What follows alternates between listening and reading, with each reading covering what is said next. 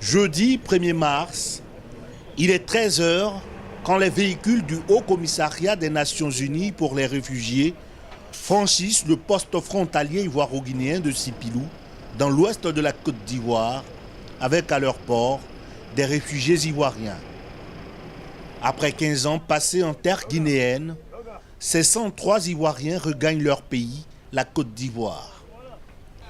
Denise Le, comme la plupart de ces réfugiés, a fui la guerre en 2002. Ce retour est un soulagement. Il y avait un peu de dégâts ici, donc on avait fui pour aller. On nous a accueillis normalement, jusqu'à aujourd'hui. Ce qui m'a fait que je me suis rentrée aujourd'hui, parce que je sais qu'il y a la paix en Côte d'Ivoire, je dois rentrer dans mon pays. C'est juste moi. Juste moi, et puis je suis tranquille maintenant. Je suis libre. Être libre et surtout mieux chez soi. Et chacun est mieux chez soi. Aujourd'hui, nous avons décidé de rentrer chez nous. Les autorités ivoiriennes se veulent rassurantes sur les questions sécuritaires des volontaires au retour d'exil. Bonne arrivée. Avant vous, il y a eu déjà plusieurs délégations qui sont arrivées. Il n'y a donc pas lieu de vous inquiéter. Sachez que la vie est revenue normale en Côte d'Ivoire. Ce rapatriement est le fruit de la bonne collaboration entre Ivoiriens et Guinéens grâce à un accord tripartite signé en 2011 entre les deux pays et le HCR.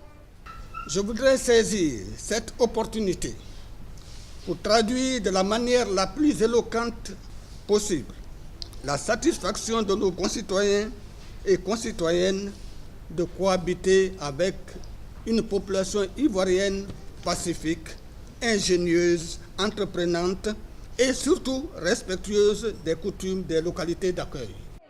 Pilotée par le HCR et ses partenaires, cette opération prend en compte une assistance financière des réfugiés.